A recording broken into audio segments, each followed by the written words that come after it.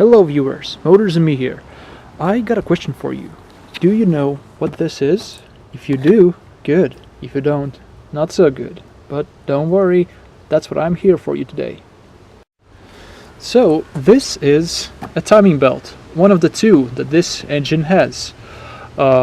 It's the lower one, to be precise, or some may know it as a wet belt, or the lower wet belt, or the lower timing belt.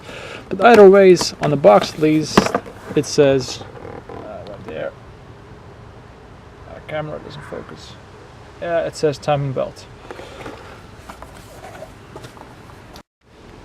And this belt comes in Ford's 1.8 diesel engines, like the Mondeo, as in this case, the S-Max, the Galaxy, and probably some other Ford models.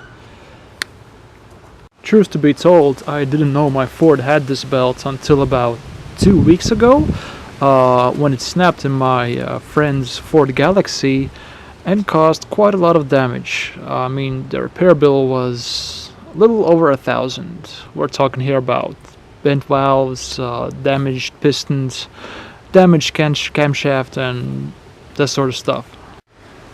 I don't know whether this belt has ever been changed in my car, but when I first heard of my friend's incident, I immediately scheduled an appointment with my mechanic and got it replaced. And this is actually the belt that was in my car. Maybe when I could get it focused, you can see the cracks there.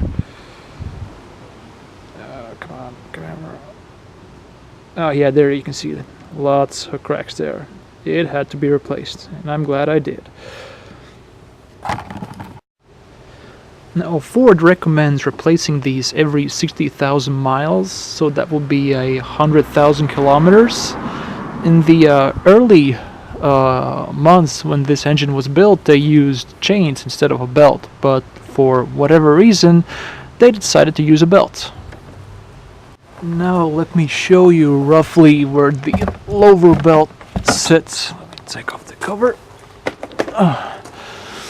So here is the normal timing belt, and the lower belt sits, well, lower, duh, but behind this belt.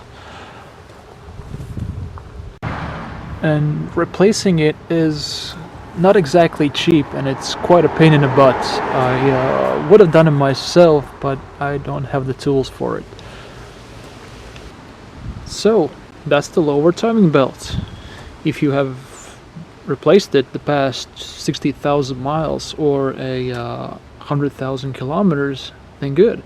If you haven't, or you're not certain it has ever been done on your Ford, then I advise you to do that, because as I said, the damage it can cause is quite severe.